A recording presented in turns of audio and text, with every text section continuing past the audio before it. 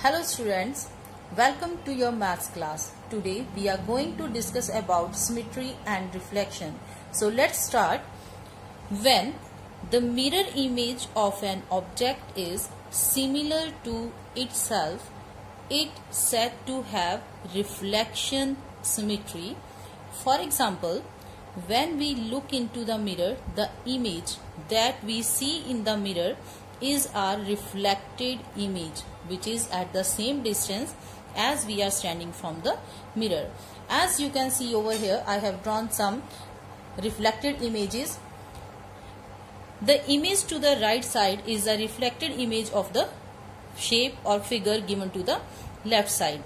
And the main thing that you have to consider, that you have to check, is that both the figures are at equal distance from this line which is drawn over here, and this line is called the mirror line. This is the mirror line. And both the images are at equal distance from the mirror line. As you can see over here, I am going to measure. Have a look. Both are 1 centimeter apart from the mirror line over here and over here also. Okay, and now here you can see the mirror image of a triangle. Means this is the reflection that you are seeing to the right side of the mirror line. Similarly, here I have drawn a alphabet also, F. What will be the mirror image or the reflected image of F? That is this one. Okay, so again, if you measure, the distance between these two images is just same from the mirror line. Now let's do it practically. Now I am going to place a mirror on the mirror line, then see the magic. So here you can see the reflected image which is same as I have drawn over here. Now the mirror image of the triangle. Again I have placed the mirror on the mirror line, then see the mirror image of the triangle.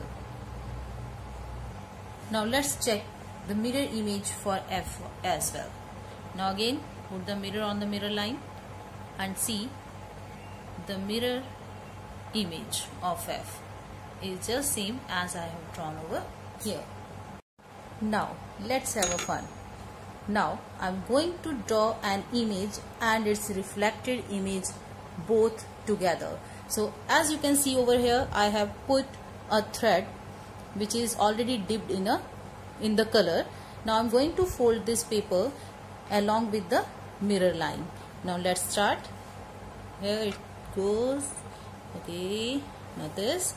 Now what to do? Now I am going to pull this thread, okay, slowly, and the motion depends upon you. As you want, as you wish, you can pull the thread in that way. Okay, there isn't any hard and fast rule, or there isn't any proper method that how you have to pull the thread. Now let's watch the magic. So here it goes. Yes. So here you can see I have drawn a figure or a picture along with its reflected image both together. Now let's discuss symmetry. So what is symmetry? If we can fold a figure in half so that the two halves exactly match, the figure is said to be symmetrical, and the line that divides it in two identical halves is called the line of symmetry. Now let's discuss about some geometrical shapes. Have a look. This is a triangle as it is having 3 sides and 3 angles.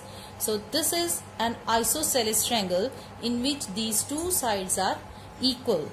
Now let's fold it vertically so that one half covers the other one exactly. So have a look. As you can see here, the triangle is covering, the first half of the triangle is covering the second one exactly. So we can say that isosceles triangle is symmetrical and it has only one line of symmetry, that is vertical. Now what can we say about the other two? Now if we try to fold it towards this side, then both the parts or both the images won't overlap each other exactly. They are not covering. That's why an isosceles triangle has only one line of symmetry, that is vertical. Now we will discuss about an equilateral triangle. Have a look. This is an equilateral triangle, the triangle which has all the three equal sides. Okay, so here, now let's try to fold it again. Now I have folded it in this way. So this, as you can see here,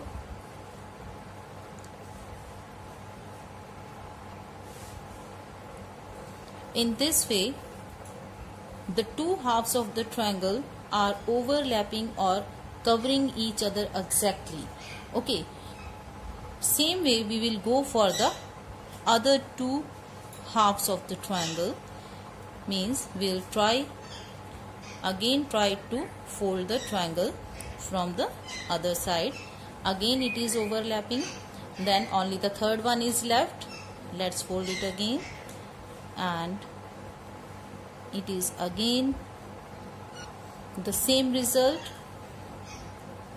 The two halves are covering each other.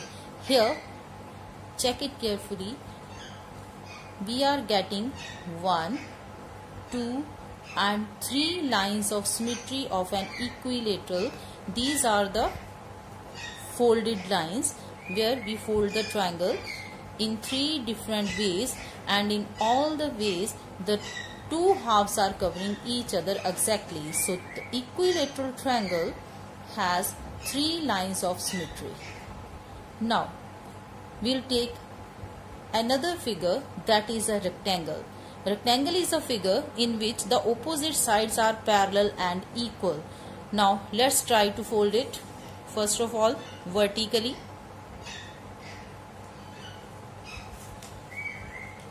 Fold it.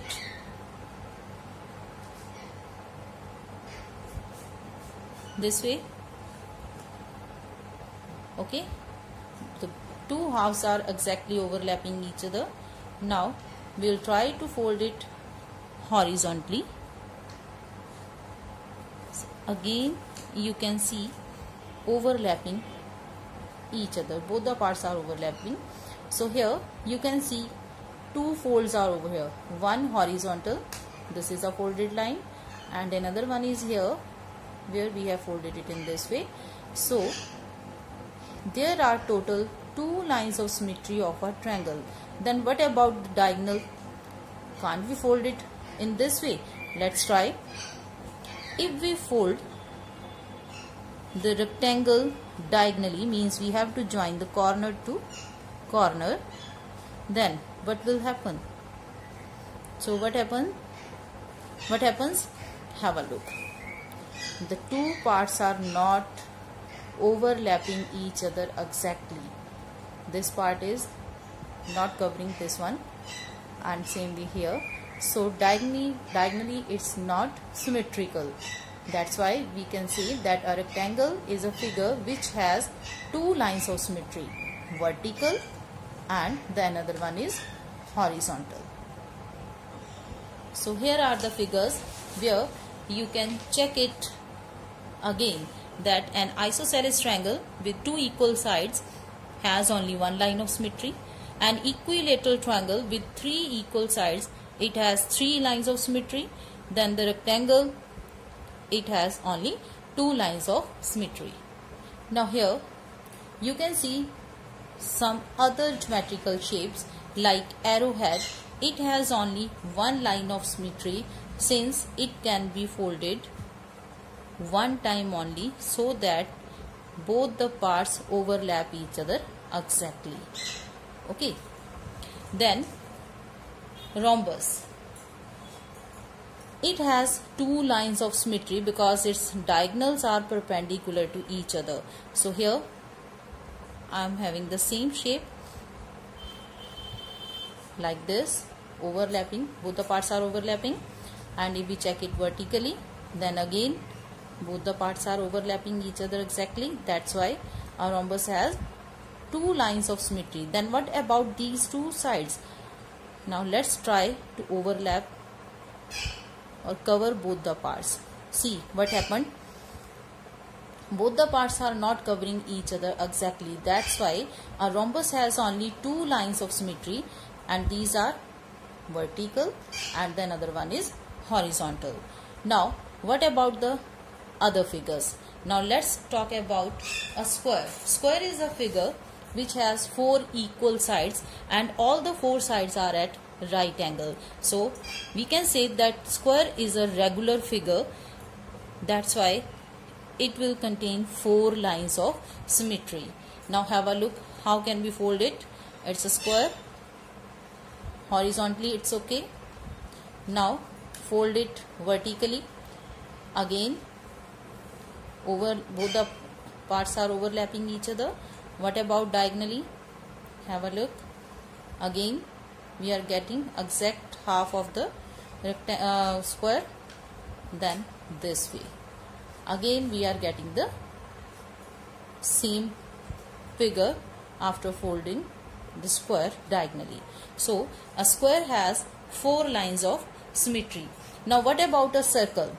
Circle is a figure which is whose circumference is equidistant from the center. Okay, so how many lines of symmetry can be here? There are unlimited lines of symmetry in a circle. Now let's check it.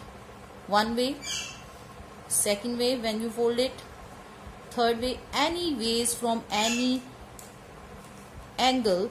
When you will fold a circle, every time you will find that the circle is symmetrical.